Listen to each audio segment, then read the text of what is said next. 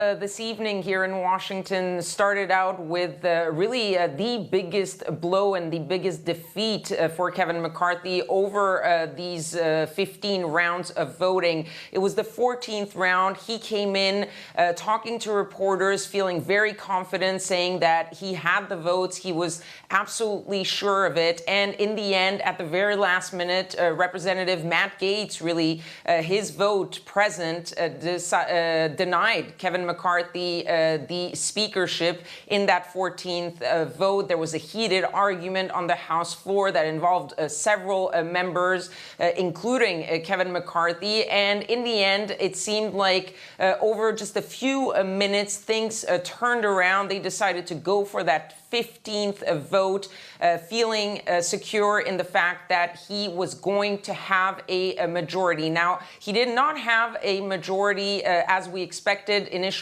which was 218. That would have been if all the members of the House had actually voted. In the end, the six final holdouts of the Republican Party decided to vote present, so technically they did not vote for Kevin McCarthy, but they helped him win the speakership by lowering the threshold of that majority to be elected. Finally, Kevin McCarthy is the Speaker of the House of Representatives, and most importantly for the United States and for the U.S. Congress, the House of Representatives can now start actually functioning, starting, of course, with swearing in those 434 currently members of the House of Representatives who right now are still members-elect and not actual sitting members. And Kevin, the new Speaker, he's made extensive concessions to get here, including sharp spending cuts, curbs on his leadership as well. How weakened is he as a result?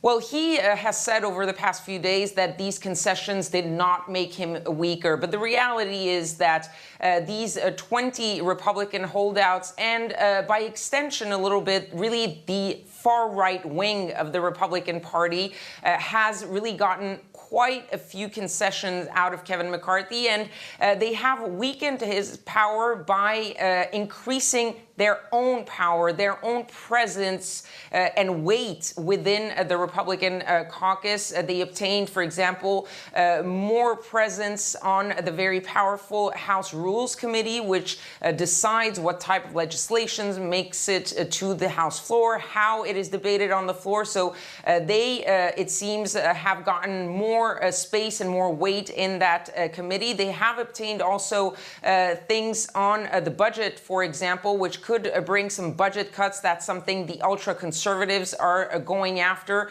They also got some concessions about what sort of legislation he will actually accept to let happen on the floor. For example, term limits for House members or specific border security policy. And so basically, all the things that make a speaker and that give him the power over this House of Representatives, he has given away a lot of that speakership. And most importantly, he has also agreed to lower the threshold for the motion to vacate the chair, which is in normal English, a vote to unseat the Speaker of the House. He has agreed to lower that threshold to just one single member of the Republican caucus. So any member at any time will be able to call a vote to unseat Kevin McCarthy, which means that any time these hard-right Republicans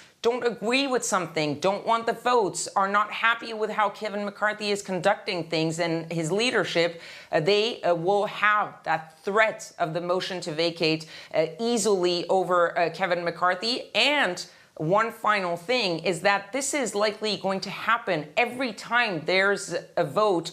He only has a 4-member majority. So those 4 members, especially on the hard right, will have a lot of weight when it comes to passing legislation.